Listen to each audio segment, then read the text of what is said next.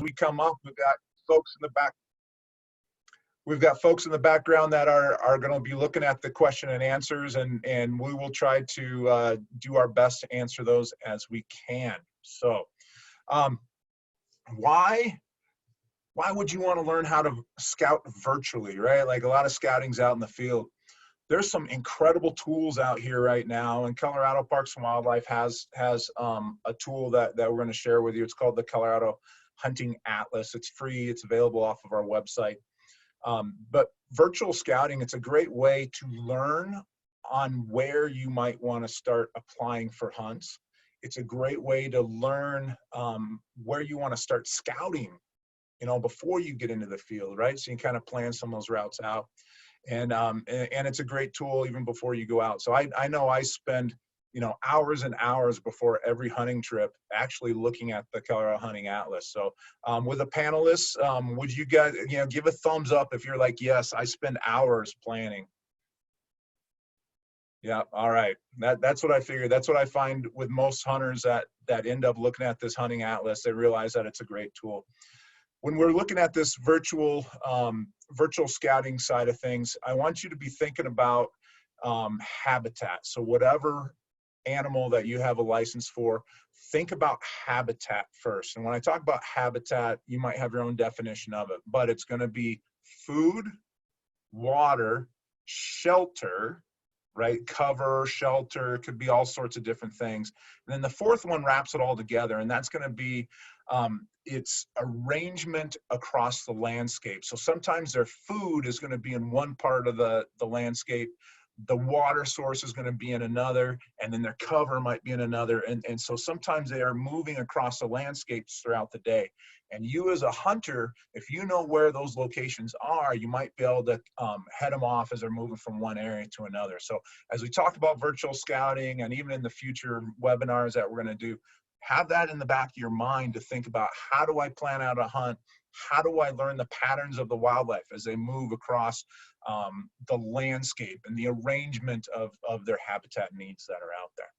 So with that, I'm going to share with you a screen.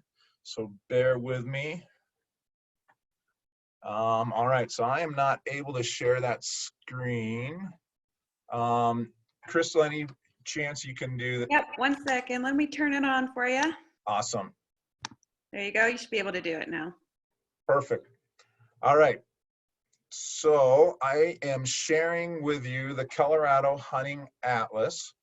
Oh, that's not the one. Can you guys can't see that, can you? The Hunting Atlas. Is that oh, you guys can? Okay, good. All right. So I've got a couple of different screens up. So I was just trying to figure out how to do this. All right. So what you should see in front of you is going to be, it's going to be the Colorado Hunting Atlas. And I'm going to,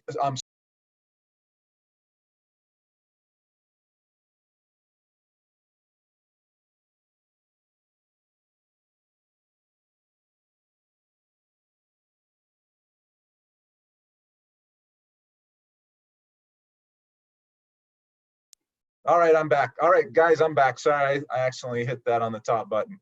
All right, I'm back. I'm not muted.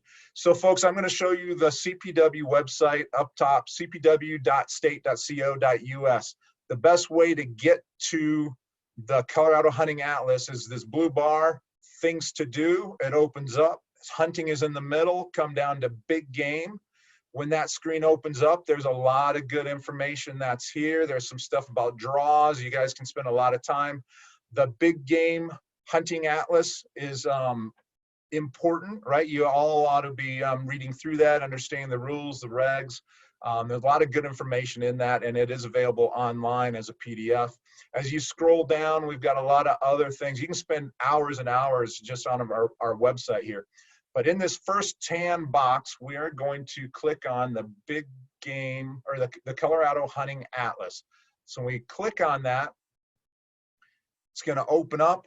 We got the state of Colorado in front of us right now. And as you see, the state of Colorado is broken up into a lot of different polygons. The polygons have their own unique numbers.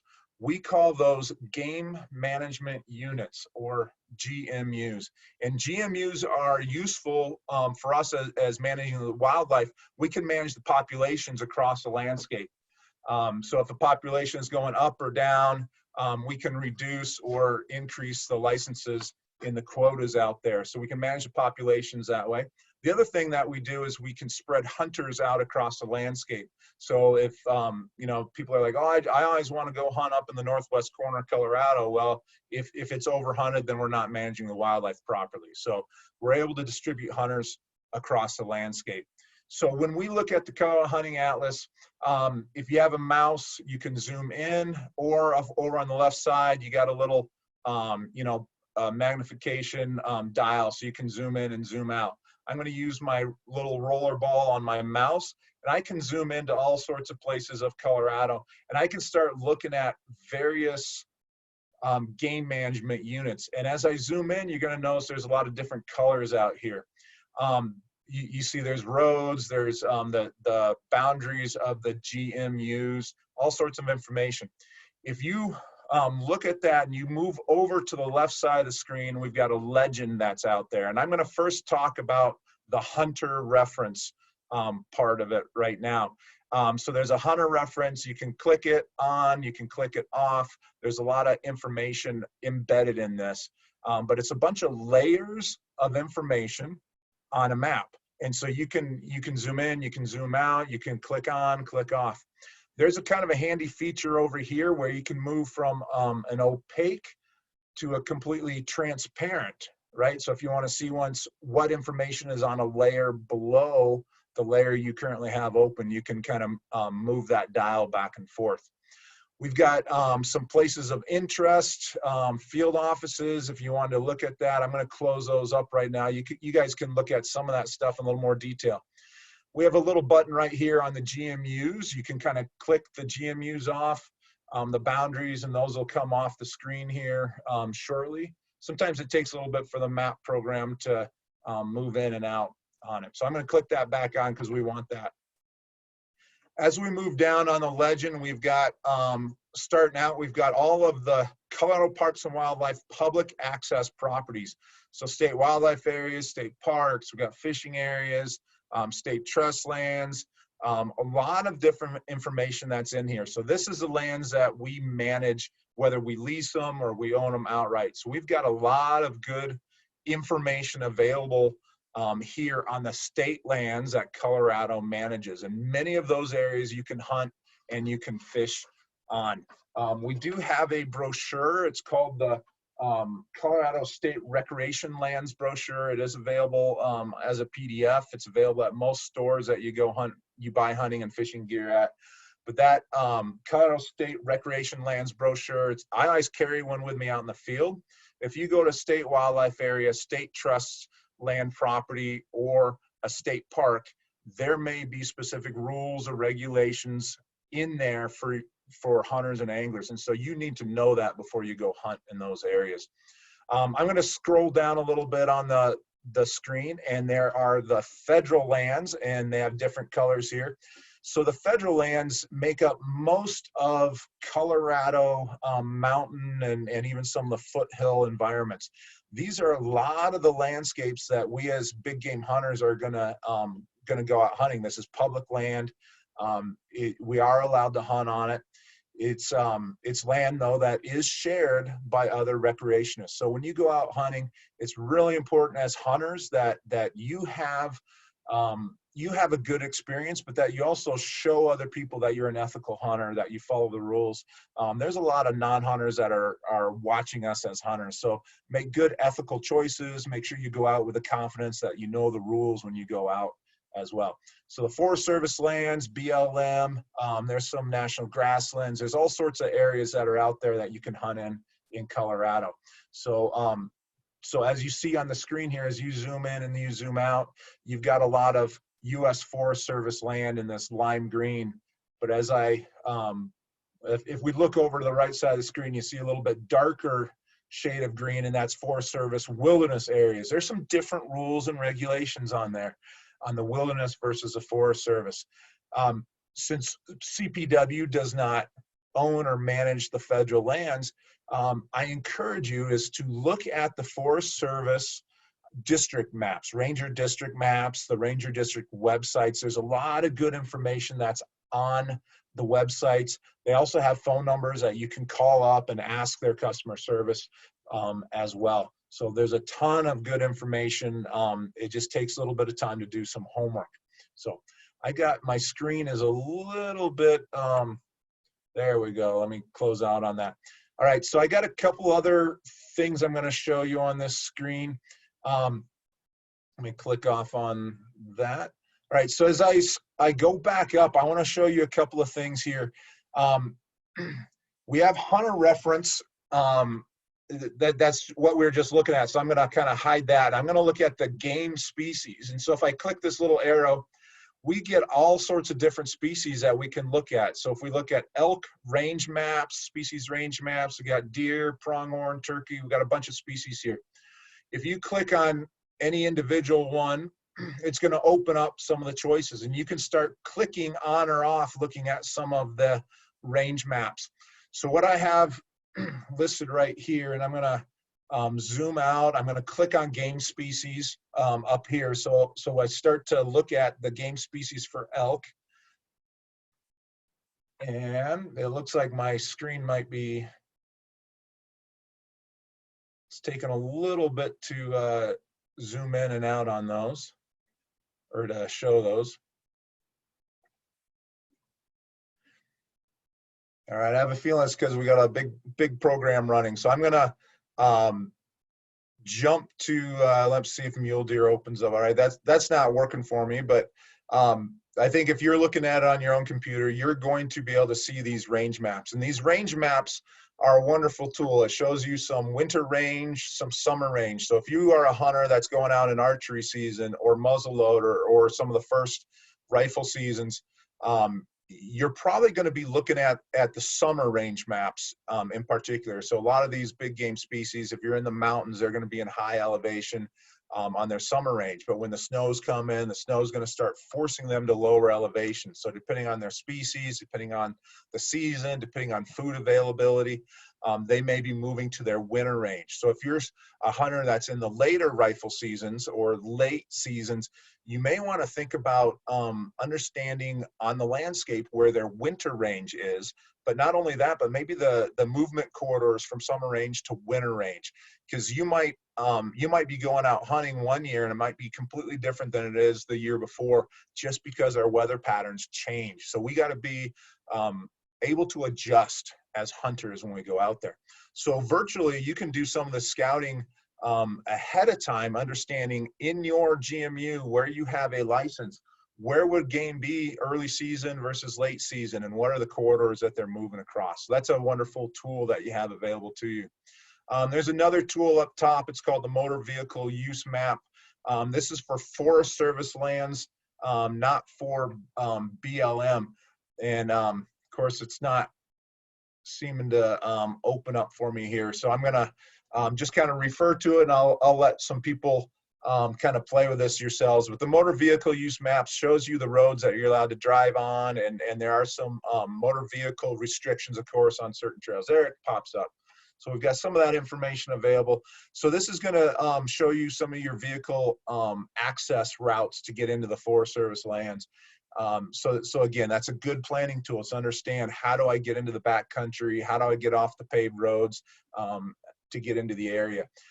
Keeping in mind that, hey, if I go out hunting in one area and I'm out for a day or two and I'm not seeing any sign of game, if I have a plan A, a plan B, a plan C all ready to go, I now can just switch, and maybe I got to drive and move to a different area, but it gives me a chance to kind of figure out where the game is and where they're active at the time.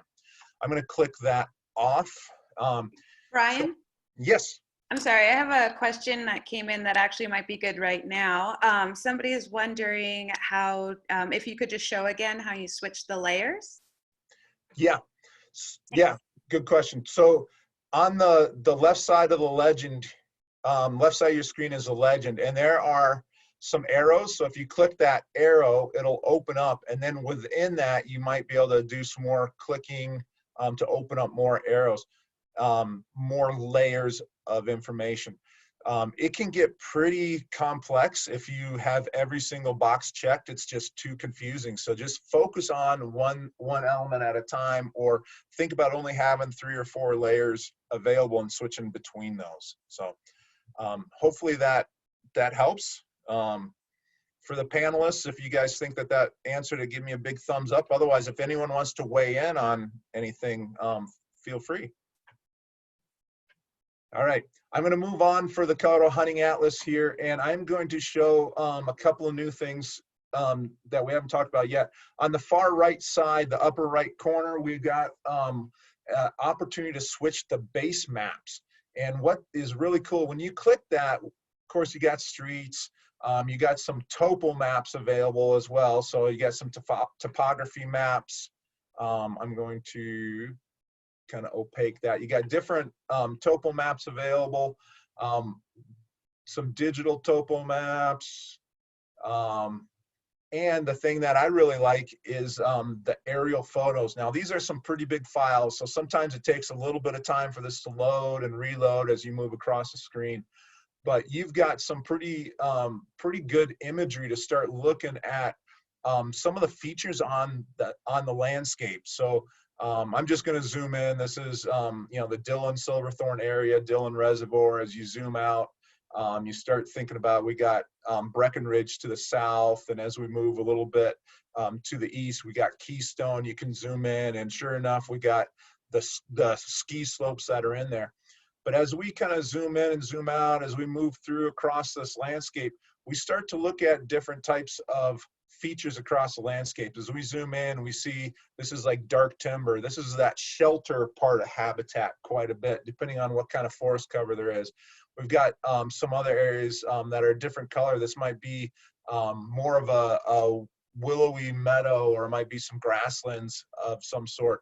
When you get into other parts of the state that have more aspen, you can start to see the differences between the dark timber and the aspen.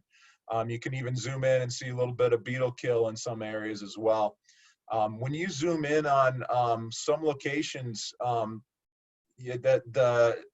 sometimes it doesn't get quite as clear, but sometimes you can still see some maybe some drainages that are in there. You see some roads or trails that are in there as well. So this is a great scouting tool. You can print much of this stuff out as well. So if you want to print something and take these as some resources when you get out into the field, that's a great way to do it. I'm going to switch back to the streets, kind of get back on that. So that's a great resource. I'm going to zoom back out a little bit. I want to start to see some of the GMUs that are available here. So if I, for instance, am wanting to hunt in GMU 37, there are some really neat resources available for you as well to do some homework at home. So if you just click anywhere that you're interested in hunting, this box is going to come up, and it's going to tell you who the land manager is. So this happens to be White River National Forest, which is great. It tells you a little bit about the GMU here as well. There's a drop-down arrow box up top, and you can actually check out some other information. So there's some contact information right here. It tells you the county, tells you in Parks and Wildlife, we manage the state into different areas and different districts as we kind of get smaller and smaller. But it tells you the name of the area manager. It tells you the office. It gives you the address for the local office. It gives you the phone number for the local office as well. So if you want to hunt in this area, instead of calling up the Denver office to say, hey, I want some local information, call up this local office and start asking them some information. The other thing is you do have a district wildlife manager.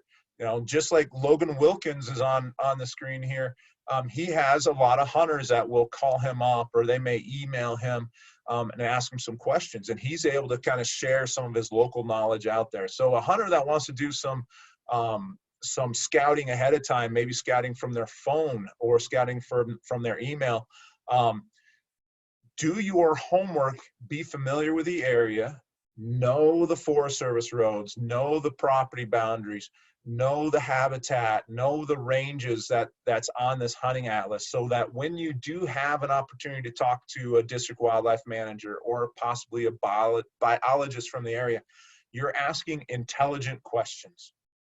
You shouldn't be asking them, where are the deer at? Where are the elk at? That is your job as a hunter to go find that. So I'm going to switch right now off of the Colorado Hunting Atlas, and I am going to pull up a different map, if that is all right with everyone. I'm going to just get into Google Earth. Hey, Brian, Yes. we're going to take a break for a second to do a poll really quick. We got Awesome. a bunch of polls that we're hoping to spread out. So everybody get ready for a poll. All right. How long has it been since you've taken hunter education? The options are less than 1 year, 1 to 2 years, 3 to 5 years, 5 to 10 years, and over 10 years. And we're gonna leave this up for just a little bit, give everybody a chance. 72% people have voted. This is really cool. It tells you how many people, what percentage have voted. All right, it looks like it's slowing down, so I'll give it about 5 more seconds. And all right, we're gonna end this poll. So it looks like the results, share results. Looks like we've got a lot of people who took Hunter Ed a while ago. Thank you for joining and recognizing that there's always stuff to learn, right? There's just so much. So appreciate that. We got some people who just recently took it, about 6%. That's pretty cool. All right. Back to Brian. All right. So I just talked about the Colorado Hunting Atlas. What if we throw it out to our panelists? If anyone has some other things that you found super useful with the Colorado Hunting Atlas, how you've used it, if you want to share anything with that. Anyone want to take a stab at it? Yeah, and Lisa, there's a couple of questions I think you might be able to answer specifically about knowledge of having these maps available offline and how other places you can do that. So I know you know a lot about that, so throw it to Lisa first. Well, I use the Colorado Hunting Atlas to do some research and stuff, but other than printing some maps, I also use some software that it's on my phone or a Garmin. And so when I'm boots are to the ground and I'm in the back country, it works out of service and no cell service. It's all done by satellite service. And so the very maps that Brian's talking about with Google Earth and satellite maps and topos and elk concentrations and deer concentrations, the company that I use their maps, there's many out there, but I use the Hunt Data Maps. And like I said, I take the Atlas and I do the research, but then I can't take the Atlas with me because I have to have Wi-Fi. So I need some product or something that I can use out of service. And so with all the research on Colorado Parks and Wildlife, and then I get the maps and I use them on the hunt that you went with us and whatnot. And it uses satellite service. So it sounds like a combination of using resources that don't necessarily work offline, but then combining that knowledge with resources that can be used offline. Yeah, and all the maps that I use are products from Colorado Parks and Wildlife. The concentrations that are the game unit maps that have made those. And so that's where the resources that I know that Hunt Data gets them for. There's lots of products out there. I'm a strong believer. If you get lost out there or you don't know where you're at, you haven't done your due diligence, because there's a lot of stuff out there. And, you know, even if you know where you're going, storms come in, climate changes, and many people get lost in real familiar places. So I highly recommend before you go out there, just know where you're going and let people know where you're going and have something that you can use. Yeah. Anybody else have, any of the panelists want to add in anything? Are we good? Oh, Logan. Nope. There we go. So yeah, similar to what Lisa said, I always use multiple outlets and have paper maps and something just in case batteries die or something like that. I always take a paper map in the field, you know, marking it up at home or in camp, just kind of, you know, references of, where I'm at or where I need to get in a, more of an emergency situation. I also just wanted to touch, I saw a couple questions asking how often we update that stuff, especially with the biology information, summer range, winter range, things like that. About every 3 years, and different areas of the state are on different cycles. We update our SAMS mapping information, and a lot of that information is coming and being mapped out in congruence with the district wildlife managers that work that area, as well as the area biologists that work in certain areas. About every 3 years, we'll go through and we'll discuss all the mapping software and stuff that we have available to the public, where those winter range, where those migration corridors and all that stuff is at. Again, every area is on a different cycle, but it's usually about every 2 to 3 years that cycle comes around and gets updated. All right, anybody else, or should we keep going? All right, Brian, back to you. All right, I'm gonna share the next one. This is gonna be Google Earth. This is a free program that you can download. I go between Colorado Hunting Atlas and this one, and I have a lot of fun with it. So hopefully you do too. So all right, so panelists, can you see the Earth globe? Give me a thumbs up. Awesome. Okay, good. So this is Google Earth. It's a really neat toy, I guess, but it's a really neat resource. So I'm going to just use my mouse to zoom in and zoom out. There are more things that you can check on and off over on the legend over on the other side. There are other ways of pulling information, and so this top part of the legend, this is your places. You can actually do a search online. You can get they're like KMZ, KML files that you can actually put into your saved places. You can download from your GPS quite often. If you can interface with your computer, you can download and put sites, waypoints and tracks and information, put some labels on it, and it helps you start building your map. So I'm going to zoom into Colorado. As you zoom in, more and more features kind of come in with Google Earth. We're going to get the counties all of a sudden, boom, the counties show up. So now I can zoom in. I start thinking about, okay, what are some areas that I'm familiar with? We're just looking kind of in the Keystone area. So as we zoom further and further in here, we got Copper Mountain, we got Breckenridge, Frisco, Silverthorne, Keystone. That was where we were a little bit ago. So I'm going to zoom into Keystone, and these are the ski areas that we were talking about as well. A really cool thing that I like about Google Earth is you can do some maneuvering of the screen. So I'm starting to turn it around a little bit with my mouse. And so now I've switched north and south around, but I can also get closer.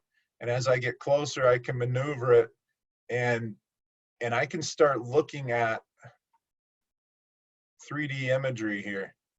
Oh, so it does take a little bit to to figure some of this out as well. But there's all sorts of really cool ways that you can use this feature. So when you zoom in and you start to look at, you start seeing that three-dimensional landscape. So if you're thinking, where do I want to hunt? What kind of cover is in the area? You can start looking at what terrain am I in? How steep is it going to be? Maybe even getting familiar with, if I want to hike up a ridge line, or I want to hike up a drainage, what does it look like? And what are some of the features that maybe I want to keep in mind there as well? You can do a lot of zooming in and out. You can change the direction that you're looking, so you start to see different features of the landscape. So it's just an incredible tool. So we got a highway coming in here, but even in this, right, like you start to zoom in and zoom out, and you start to see some of the habitat features and the slight differences between forest cover and maybe aspen, or maybe you got some type of a shrub cover versus grass. So just you know, I don't know a whole lot about this area. I do see some roads, I see some trails. So as a hunter, I might be thinking, I do not want to hunt in this area, whether it's Forest Service or not, because I got so many people here. I got a lot of roads, maybe there's some trails in the area. I might want to focus my efforts into an area where I don't have maybe as much, and I start looking across the landscape and trying to find some areas that maybe I've got a road that gets me up there, but I'm starting to look into, you know, here's a bowl, right? You got some steep slopes, but here's a bowl with some, you know, alpine willows and shrubs in there, but I have some dark timber up the slopes. Thinking about wildlife, you know, where are they moving to get from different habitat features from one area to another? So like I was saying, this is a fun tool. I use it in conjunction with the Colorado Hunting Atlas. I use it in conjunction with my paper maps, you know, topo maps. I use it with anything that's on my smartphones, and you know, my GPS. So I've got a lot of tools that are out there. So I am going to stop sharing this one and get it back to the group. And I guess I'd like to throw it out there to the panelists. What are ways that you've used Google Earth or the Hunting Atlas that we haven't talked about already? What are some fun ways that you've used it to prepare for hunting? This is Justin. So as I said, I was pretty new to Colorado, and in previous states that I was in, we definitely did not have as awesome of a program like the Hunting Atlas. So I've just been kind of exploring the different layers, checking things out. I really use it in concert with a few other things. I use, again, Google Earth.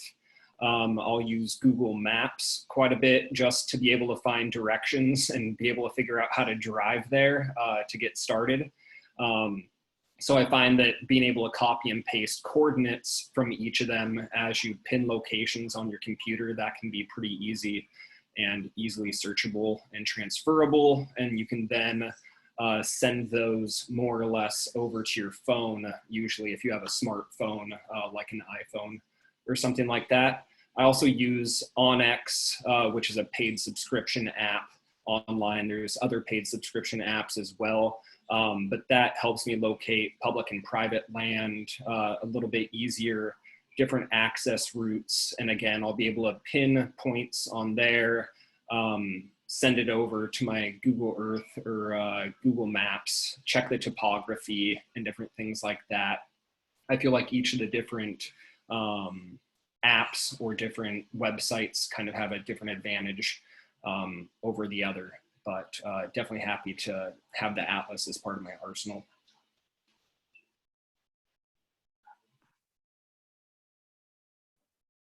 Any other panelists have any comments on some of that?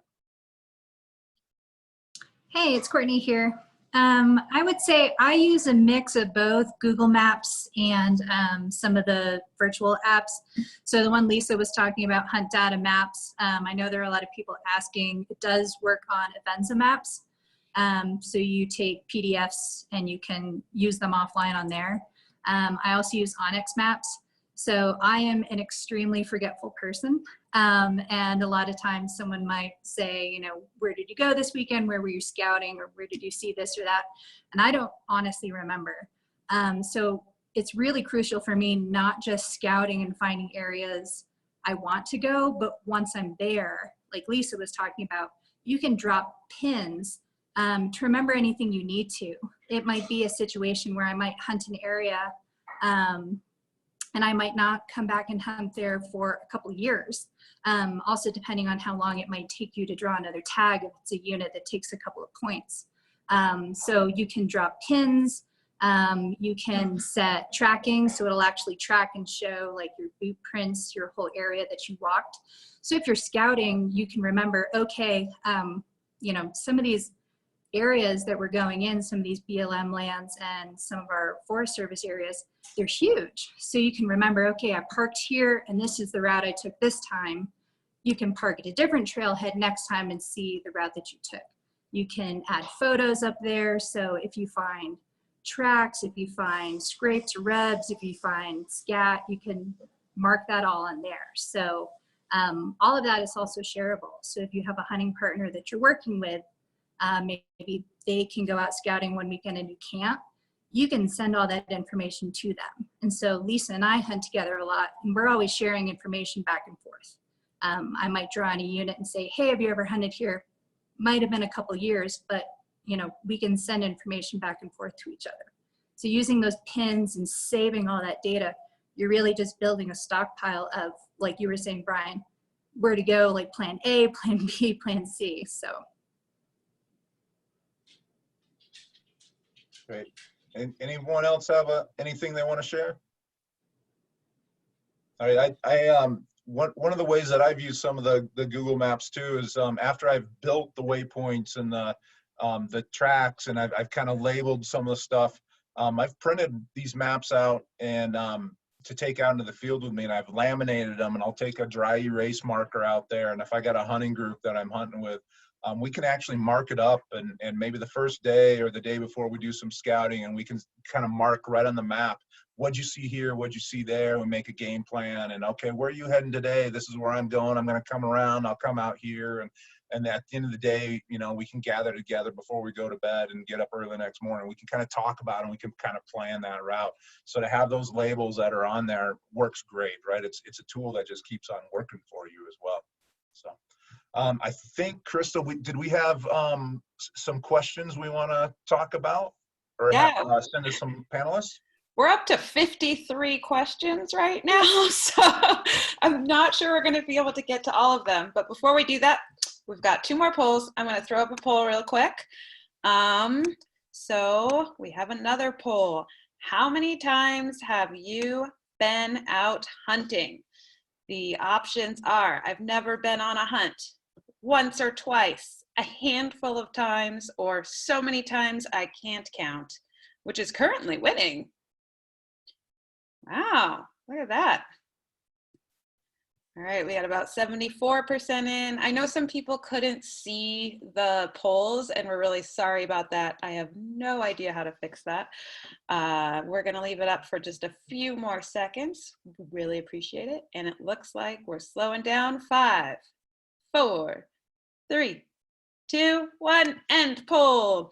I'm going to share these results out. How many times have you been out hunting? Looks like the vast majority of you are avid hunters, and that's really great. And the I've never been on a hunt before, there's 8%. And so I know we had a couple of questions about hunter education and how do you get that first thing started. So I actually have a guest here who can answer these hunter education questions. So I'm going to combine a few questions right here. There's some young folks on here who don't know what they need to take hunter ed. There's some newbies to Colorado, and I happen to be married to somebody who works in hunter education. He's very tall. Okay, Andre, how do people sign up for hunter education? All right, well, hi everyone. My name is Andre. I work in hunter education for Colorado Parks and Wildlife. So we typically we have 2 types of classes. We have an all in-person class that's split up over 2 days, and an internet conclusion class where it's about 60% online with the final 40% in person in class. Due to the virus, we've had to suspend all of our in-person classes for safety reasons. So currently we have an entirely online hunter education course. You can go to hunter-ed, that's hunter-ed.com. I'll put that in the chat. And that will give you a choice of a bunch of different states. Just select Colorado, or you can go hunter-ed.com/Colorado. Either way gets you there. And the course is entirely online right now for 120 days. So you have to complete the online course by July 31st. If you don't complete it by then, you'll still have to do a conclusion in-person class. We're also discussing possibly doing those digitally in some other ways. But right now, that is the expiration date for the fully online course. So if you want to do that course and get in for the secondary draw, which is going to be in July, that's your best way to get hunter ed right now. So hunter-ed.com/Colorado. Thank you. Only 50 more questions to go. All right. One of these other questions, there was actually several questions that were saying, like, you know how food, water, and shelter are the things you're looking for, and you can go on these maps and you can see where there's trees and stuff. Folks want to know how they can identify exactly what you're looking for, like what types of food they eat, what types of shelter, what types of tree coverage, and what types of water. Just because there's a river doesn't mean that just means there's going to be a bunch of elk there, right? So people are wondering, how do you identify those specific things on the maps? I've talked a lot, so I'm going to offer this one out to someone on the panel. Anyone want to take a stab at it?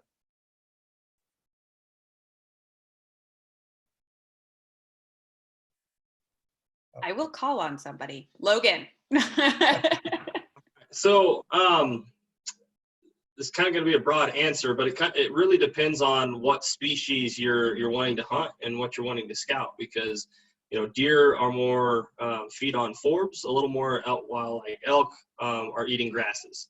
And so what I'd recommend to folks, get into some literature, find some biology books or something, some peer-reviewed scientific articles, something like that, to whatever species you're hunting, and look for in your reading, find out what they're consuming, what specific foods they're after, and then coordinate that with some more research by looking up those specific species and see where they grow and what types of environments they grow in. If you're looking for elk, for example, looking for grasses in like archery season in September, you're going to look on the map and look for summer concentration or summer range, and then coordinate that with south facing slopes, which are going to get shaded from the sun and be less hot, typically are going to hold more moisture and snowfall through the summer and have more water on them than north facing slopes come September.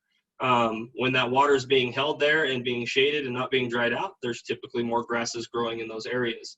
Also looking for areas where your map may show that there's a creek or a river or a stream, hedging your bet where there might be a saddle, or not a saddle, but a bench in the topography there. There's a semi-decent chance that there may be some sort of a pond in that type of an area along there, which is going to hold grasses and water.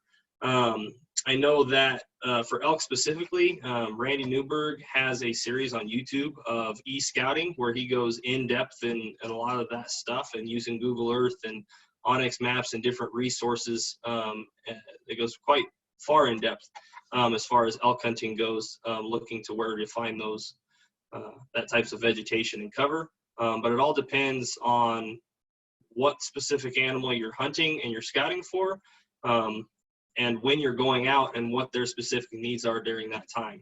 I use a lot of, I use our atlas and stuff to hunt like deer on the plains, and depending on how late in the fall, if you're hunting in October or in December, what food sources those deer are utilizing, what types of agriculture they're utilizing, and how that agriculture changes the looks of their environment and cover after the harvest is gone. So when there's corn, deer are hanging out and eating the corn, but once that corn gets harvested in late October, November timeframe, they don't have that cover and the amount of food that's available to them in December from those cornfields. They're probably still visiting them, but they're using them in a different way. And I'm also able to use just the topographical picture to find, funnels, whether it's in canyons or tree lines on the river and things like that. You can find those types of funnels that are going to be travel corridors that look a little different. But yeah, specifically, you got to do some research and find out more about the species that you're after and what they need at the time that you're hunting them. Excellent, thank you. I have a question I'm going to throw to Courtney. Courtney is the person I know who scouts the most. Courtney has a philosophy about outdoor adventures and scouting, and there's a question, few people asked, how much do you scout? How do you know if you've scouted an area enough? And Courtney, can you talk about your scouting adventures? Yeah, I will say there's probably no such thing as too much scouting. The question that we get the most is when to start scouting. So that's really when the atlas can be super helpful. So of course, if you're, I just on my drive home saw a bunch of elk. I live up in the mountains. Just because they're there, in early spring, summer, doesn't mean that's where they're going to be during hunting season. So kind of scouting and using the winter and summer range maps is super helpful.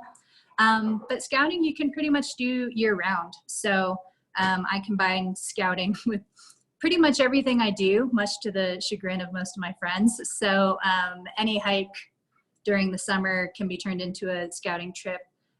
Really looking for those, not necessarily just animals, but looking for those, food, shelter, water, dark timber, springs and things like that, where you're most likely going to find animals when it comes time for hunting season. Finding springs is super helpful, especially here in Colorado. Water is really the tying feature to a lot of places you're going to scout. So if you have an area that really does not have a lot of water, but everything else looks great for habitat, you definitely want to try to zero in on, is there a small creek? Can you find a spring? So scouting also, shed season just opened up. You can turn that into a scouting trip as well. But, even with Lisa, it's really not uncommon, that I'll talk to Lisa and she goes out on the weekend and she'll go scouting and, hike 10 plus miles, like 15 plus miles in a weekend, just scouting and finding areas. And so a lot of times when people say, where do I go? Where do I find animals? How do I find animals? Colorado is a huge state. Really just putting your boots on and doing the virtual scouting and then doing the boots on the ground scouting is really the only way to do it. There's no shortcut, sadly. We had a quick follow-up question to that, which was, when you go scouting, do you call while you're scouting? Do you glass while you're scouting? What's allowed? What's not allowed? Logan, I'm looking at you for that one. Maybe you answer first. Yeah, so typically if you wanted to call or do something like that, as long as you're not harassing the wildlife and causing them stress and distress, you're probably all right. There's certainly not a better place to learn what your bugle sounds like, other than in the car where nobody else can hear it or out on the side of the mountain. Typically they're not responding in that vocal in the same way, so shouldn't affect too much there. So you should be all right in that regard.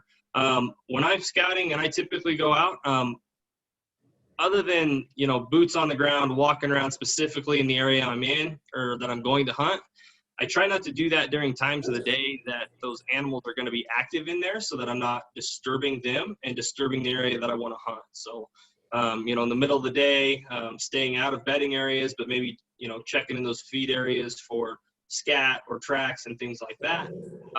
But I do a lot of, once I kind of get to know the area, I'll do a lot of just sitting back from a distance and glassing to watch those animals morning, evening, and see where they travel and what they're doing, so that I'm not disturbing them and just doing it, with binoculars or a spotting scope from a distance. Excellent, thank you. Okay, so somehow we got up to 65 questions, even though we've been knocking some off the list. So we're very sorry if we don't get to your questions. I'm gonna try to combine some more. So several folks were asking about different layers on the maps, and if they show public land, private land, whether they can use ATVs or OHVs, GMU boundaries, and then also additionally, there's some folks who don't really know what all these acronyms that we're throwing around are. They don't know BLM, what does public land actually mean? So should we go to our map lady, Lisa? You could break some of that down for us. That would be really great. And maybe even instead of just defining everything, where can people find out more about all these definitions and all these terms that are being thrown around? Well, there are a lot of acronyms, and Brian, you would probably be the best for this, but BLM is Bureau of Land Management. You have your state wildlife areas, you have your wilderness areas, you have your private land. And the maps that I use, yes, they show public and private land. They show state lands, and they're updated for free every year. And I think the Colorado, I know the CPW is updated too. So, you know, I don't go out anywhere without knowing my private land and public land, because you don't want to get caught on private land. So yes, you're looking at kind of different maps for ATV and snowmobiling. But again, the maps that I use mostly through Hunt Data are they tailor to the hunting side, but they do topos, and they all overlay Google Earth. And from Google Earth, as you're scouting out, just like the atlas, you can actually load it right there on your phone with the QR code. So that's really handy. But yeah, acronyms are tough, but I would tell people, learn your acronyms. State wildlife areas, those are a great place to go look at. With turkey season right now, they have some great, what state wildlife areas are. And correct me if I'm wrong, Brian, I believe it's places that you guys have bought public land and or private land, and it made state wildlife areas, and then you can control it by reservations and stuff, and they're usually really good properties. So a lot of people don't know that we have state wildlife areas, and they're really good hunting spots. I just want to throw one more thing before it's kind of a little bit of change of the subject. I don't want people to, one of the biggest scouting tools, hands down for me, it's not that I'm a better hunter than anyone else or nothing like that. I use the local people of the place I'm hunting. I go in and I get gas, and I go to the store and I eat. And part of scouting, don't overlook the community that you're going to be hunting in. They love to talk. And I can't tell you how many times I just listened to somebody, or someone says, yeah, I couldn't even sleep last night. The elk kept me up all night. And I'm like, well, where was that? And they're hikers and people that don't hunt or whatever, ranchers, but they talk. So don't use scouting as part of getting to know the community of where you're hunting also. I just want to throw that out because I think that's really important. So, but Brian, you probably would be more of an expert when it comes to all the acronyms of the hunting world. I mean, CPW is like, that's where their expertise is. So. Yeah, the acronyms do get a little bit challenging, and sometimes we take for granted what they are. USFS is U.S. Forest Service. Yeah, BLM, Bureau of Land Management. Those are federal lands commonly used by hunters hunting, you know, mule deer, elk in Colorado. We've got Pawnee grasslands, national grasslands. We've got the Comanche National Grasslands that are out on the Eastern Plains. State wildlife areas, I call them SWAs.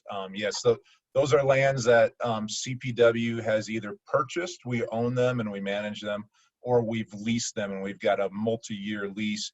But it's for opportunities for hunters and anglers. There's some wildlife management opportunities as well. So sometimes it's some critical habitat that we're protecting as well. So these are lands, most of them are available to hunters and anglers. State trust lands are very similar to that. However, these are state school board lands. It's really confusing, folks. If you look at your app out in the field, right? You got a smartphone app. You're out in the field and it says state of Colorado. Don't just assume that you can hunt on it. You got to track it down. You should carry this. The state rec lands brochure with you out in the field, because it tells you the rules and regs. So if it's a state trust land and you don't see it in that brochure, don't hunt it.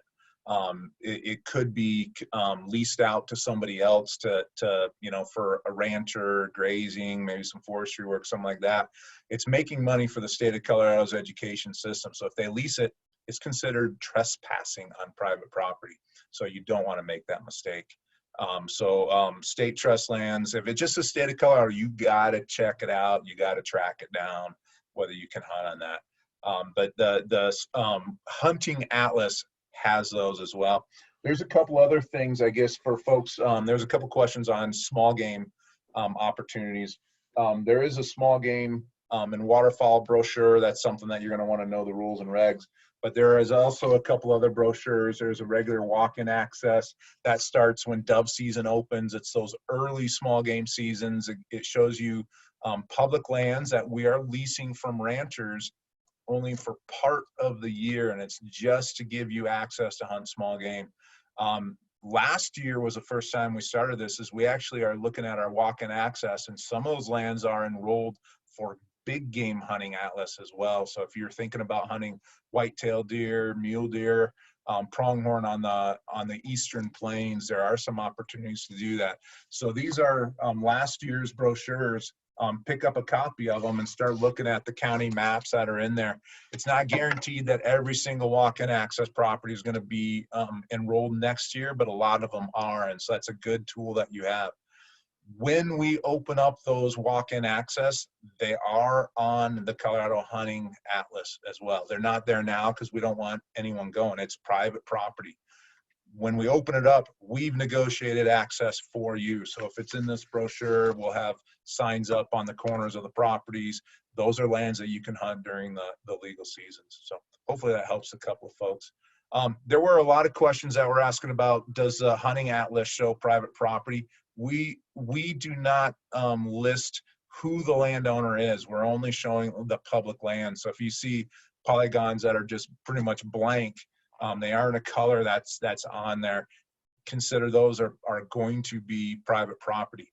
You're going to probably want to get one of those apps, the pay for apps on your phone or on your GPS, right? We mentioned Hunt Data, Onyx, there's a few other ones out there. They're fantastic resources to have out in the field, so you know where those boundaries are, and they're showing you the public lands, they're showing you the private lands.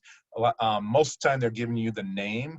I don't think they provide a phone number. They're not making it that easy, but there are ways that you can, if you see a big piece of property, there are ways with the internet, this magic box that's on my desk. It helps me to track down sometimes landowners, phone numbers, addresses. You know, it's a way that I can reach out and try to get that access before I hunt. Please do not go out hunting on private property without getting permission first. That's trespass. That's a really bad violation. So yeah, so hopefully that helps a little bit. If you want to get a lot of the detailed stuff out in the field, I do recommend you pay for one of those apps on your phone, or you get a chip that you download into your GPS. I think that's a really good way to take, you know, you can use our free stuff off of our website, but then invest in those apps that has some good quality data out in the field. Crystal, what else we got? Any other questions? Yeah, 76 more. We're trying to answer folks' questions now one at a time. We're trying to attack them by typing them back to you and saving the broader ones that are more applicable to everybody for us to answer out loud. So some of you may get your responses typed back. We're going to try as hard as we can to get our panelists to do double duty and help us out in that way. Some really good questions we had were about legal methods for scouting. So drone use, trail cam use. Logan, maybe if you could let us know a little bit about what's allowed and what's not allowed. What have you seen? What do you encourage? Thanks. Yeah, so drone use is not going to be something that I'm going to recommend and get you very far. There's a lot of stipulations on drones, especially if they're causing disturbance to wildlife. So I'd recommend just staying away from those as far as scouting and stuff is concerned, and especially stay away from the use of those in or around the time that you're hunting specifically. Those are huge violations that get to the federal level rather than just at the state level there. So stay away from those. Trail cameras are great. You know, be careful that you're not putting them, you know, put them up someplace that you're going to go back and get them. Also, you know, if it's on public land or something like that, all those things need to be taken off within, I believe it's like 15 days after your season's over, and stuff like that, like on our state wildlife areas. So just be conscious of that, and also just recognize that they are out there where other people can get to them and mess with them, which happens quite often. And there's some more, some folks were also asking about migration corridors, migration patterns, and range, and what those types of terms mean that you could be adding those layers onto the maps for. Does anybody want to take that one? I can take that one. Again, back to the mapping, that's one of the maps that you can load with concentrations, which is from the Colorado Parks and Wildlife. And the reason the Colorado Parks and Wildlife tracks concentrations is because they do number counts of how to give out licenses and how many to give. But mapping companies have taken those concentrations and putting them on maps to help the hunter find the elk. We happen to hunt one of the, other than caribou in Alaska, elk are the second biggest migratory animals in the lower USA. And they do go to the same spot. They go to their wintering grounds and their summer grounds and stuff. Now hunters do shoot at them, and they do get mixed around and moved around, but they will get to where they're going eventually. So those mappings, that boots to the ground maps that are on your phone and GPS, they actually show concentration areas, which are really helpful in our migrations of how they're coming into those areas. Because like the last few seasons, the elk have not been there for rifle season, and they're still in their concentration, still coming. So to know where those are at, it will increase your success greatly. And so again, invest in some sort of mapping company. Like Brian was saying, do your research, do your due diligence, and there's so much product out there for Colorado. It's crazy. I hunt every state in the union, I think, and Colorado probably has some of the best information you could ever have to help the new hunter and the seasoned hunter. Great, thank you. I wanted to answer just a couple of people have been asking about Landlocked BLM or Checkerboard BLM and corner hopping. So corner hopping is something that's not legal. And so the checkerboarding of public and private lands is something that as hunters, you should all be very concerned about and very vocal about. And it's something that hunters and states and federal are definitely need to work together on. But no, when there's checkerboarded BLM or other kind of public land, you are not allowed to corner hop. If you want access to those areas, a lot of times you can find landowners that surround it that are willing to allow you to cross through their property. They might charge you a small trespass fee, which is completely legal. Or they might have an easement through their property. And so if there's an area that you want to access, I would call your local CPW office in your region, because they might be able to tell you if there's an easement road, which is just a road that property owners allow you to drive on to get to that area. So hopefully that clears up some of the checkerboard questions. All right, we are way over because we had way more people asking questions than we anticipated. So here's what we're going to do. We're going to do one last poll, and then Brian's going to talk a little bit about the upcoming panels. And there's actually a lot of questions that can be answered in the next session. So as we do this every Thursday, there's a lot of questions we see coming up that if you tune in on another Thursday night, we're going to be able to answer. So here's one more poll. Oh, I never stopped sharing that one, did I? All right. It's not polite to ask people's name or ages, but we're going to ask your age. How old are you? This is totally anonymous. If it is your birthday today, let us know in the Q&A. But how old are you? Oh, we got the boomers are representing strong here. Okay, and we're gonna end this poll in 5, 4, 3, 2, 1. All right, 50 plus in the house. Yay, that's amazing. We got a few people under 18. My demo, the 30 to 39, 20%. Hello, all of you millennials. Great, thank you so much, everybody. So Brian, can you tell us a little bit about the upcoming webinars on Thursdays? And then we're gonna have the panelists wrap up and give some closing advice, maybe some resources about where people can get their follow-up answers to anything we didn't get to.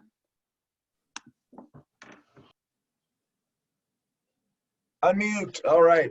So some of the questions definitely go off topic from the virtual scouting, which is just fine. We know there's a lot of questions getting into hunting or trying to learn about hunting. So for all the hunters that are online that have been hunting for years, I think you're just like I am. You don't consider yourself an expert, right? Like I am constantly learning. I'm learning from other people. I'm trying to learn about the species. I'm trying to learn about the habitat. I'm trying to improve my skills all the time. So keep improving, keep learning. You're doing the right thing. So keep doing that. I've been hunting for over 40 years and I don't call myself an expert. I got a lot to learn each year. So we thought about several different topics and we're kind of brainstorming this concept.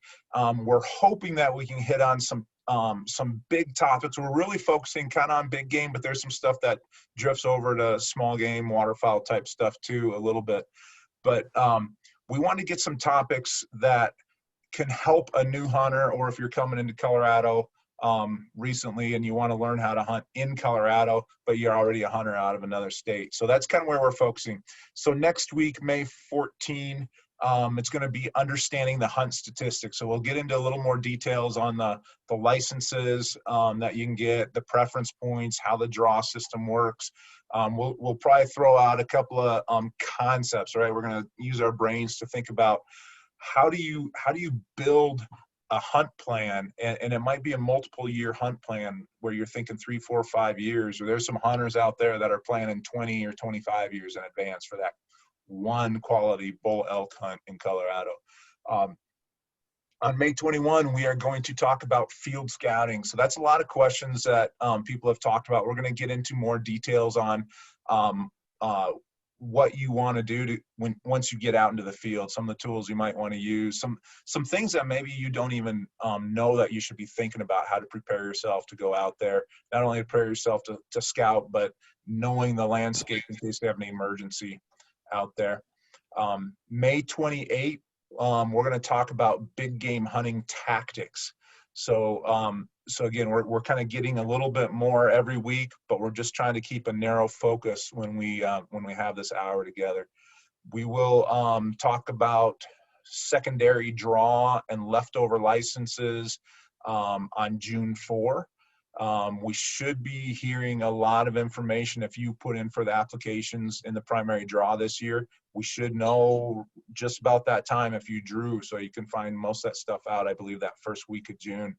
But there will be a secondary draw. So we'll talk about, what information might you want to look at? How do you plan out? Maybe if you didn't get a tag in the primary draw, you didn't get one yet, you can go out and maybe get another tag. And then the last one is going to be June 11, and we're talking about hunt mentors and finding a hunt community. So those are some questions that are out there too, is how do I get involved? And we're going to get into a little bit more depth on if you're new to hunting or new to Colorado, how do you find a community of hunters that either take you out or you just want to find some hunting buddies to go out hunting with you, people that have the same ethics, the same drive, the same desires. So that's the 6 programs that we want to try and focus on these next several weeks. Thursday night, 7 p.m. Mountain Standard Time. The link that you use to get on to tonight's should get you on to next week's and every week's as well.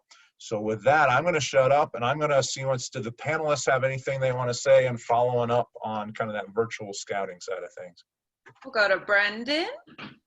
A lot of you guys had some questions, and I know we didn't get to all of them. I was trying to run through as many questions. I know Krista was as well as we could. It seemed like every time I answered one, we'd get 2 more in the chat. But if you have questions on the inside of your brochure, and you can find this on our website as well, this front page right here in the very front, it's hard to see on the camera, but that has our office phone numbers. It has some emails on there. Feel free to give us a call. We have great CSRs that are very knowledgeable, and I would love for you guys to give them a call and answer them questions. And sometimes they can refer those questions to us as well. So like I said, feel free to use that resource. Oh, can't unmute myself. All right, Justin, any closing last things you'd like to mention? Any summaries of questions you've seen? Not too much. I've been kind of nerding out on like the real estate law stuff. I'm a real estate lawyer by day, so I love all this public-private land talk, easements, access, and all that. It's something that I've really liked to concentrate on my spare time, so I've been trying to answer those questions. I'd probably just go back to harping on really trying to just use the full arsenal at your disposal before you're actually putting your boots on the ground. As a person that has limited time to be able to scout, but a lot of downtime sometimes at the computer.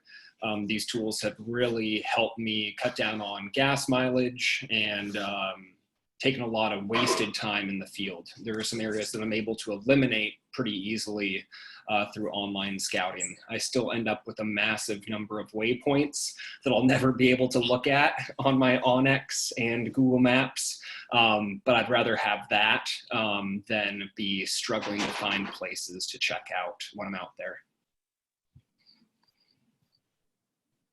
And that's it. Well done. All right, Lisa. Oh, she just went off. Nope, not Lisa. Courtney. Hi, I'm just reading through some of these questions. I'm totally the weird person in the dark because I just turn on any lights before the sunset. Yeah, there's a lot of questions about public versus private lands. Still a lot of questions about the checkerboarding of public and private and corner hopping.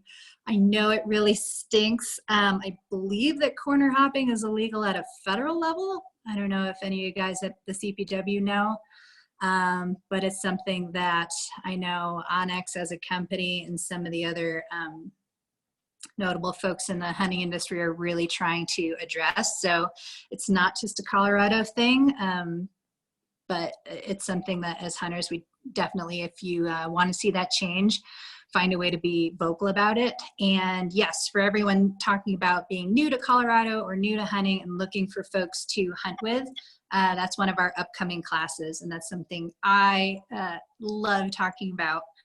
When I moved here to Colorado, I didn't know anyone. And I had a hard time finding other women who like to hunt. And so I started my own group.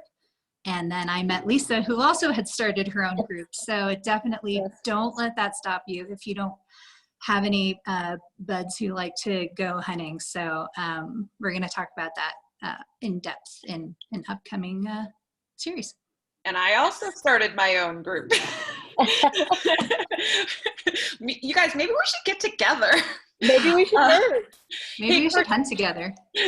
Someone just asked what's corner hopping, and I realized that we just kind of skipped over that. We've been doing that a lot, and that's a really good point, and that's one of the reasons why having people you can talk to is important. But real quickly, before we go on to Lisa, what is corner hopping?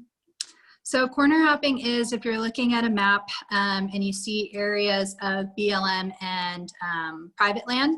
A lot of times out here in the West, a lot of the land parcels are perfect squares, perfect rectangles.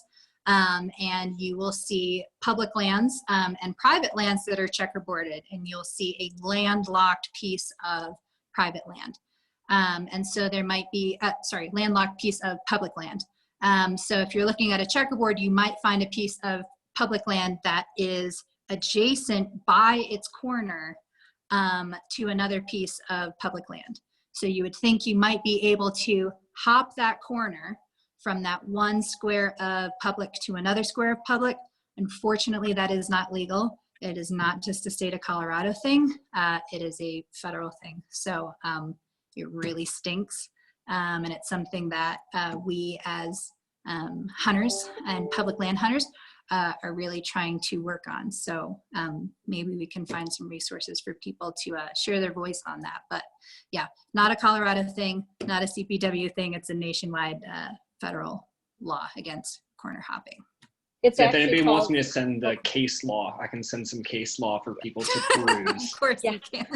And it's actually called the Ted Turner law. He's the one that pushed that through. He had the money, and he's one of the biggest private landowners in the country, and it's the Ted Turner law. It's corner to corner. A lot of people think that they can jump over or whatever, but I've always wondered why the BLM has ever negotiated land that nobody can get to, but that's a whole other thing. But yes, you cannot have an isolated square of BLM with public land all around it and another piece touching it and go across, it's not legal. And that's nationwide, it is federal. And I think I answered this in one of the chats, but it's not about actually like coming in physical contact and placing your boot down on the ground. It's just the fact that you're penetrating that airspace. Yes. It's what's in the middle. All right, Lisa, any closing remarks? Just back to scouting.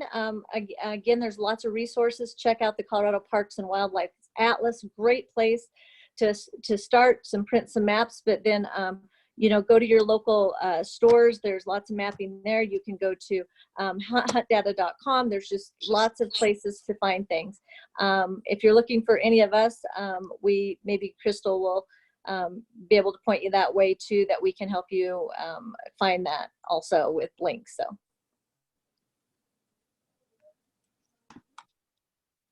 Logan, hello. All right, any closing remarks from you, Logan?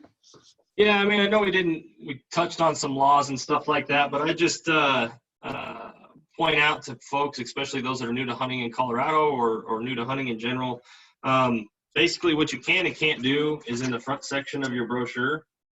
Read it and know it. Read it a few times, and then every year when it comes out, there's the what's new in the front of that.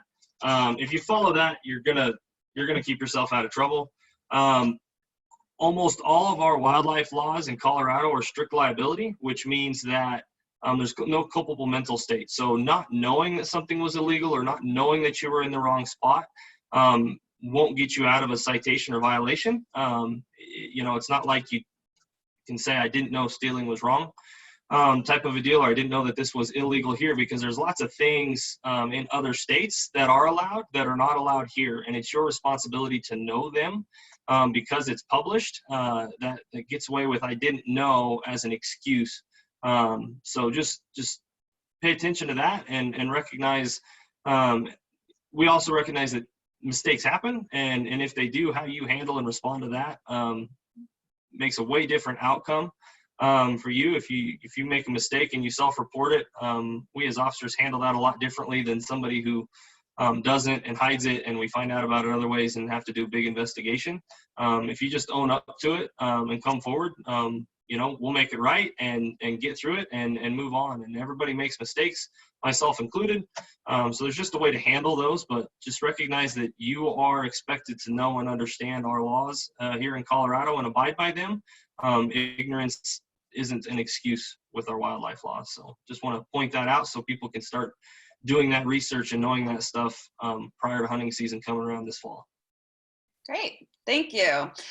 Okay, so we are going to wrap this up. We went very long, and this will be available on the Colorado Parks and Wildlife YouTube channel. A lot of people have been asking if we are going to be, so this has been recorded, and I will be posting it on the Colorado Parks and Wildlife YouTube channel. Just go to YouTube and search Colorado Parks and Wildlife to get to our page.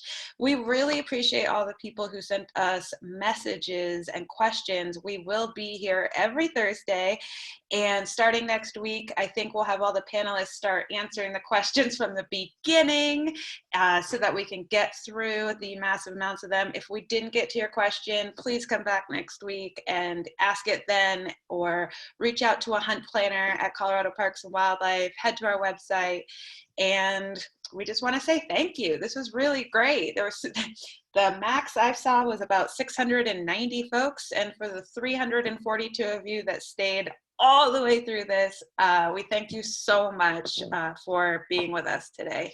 We hope you have a safe rest of your evening, week, month, and year. We'll see you next Thursday, hopefully. All right, bye everybody. Bye everyone.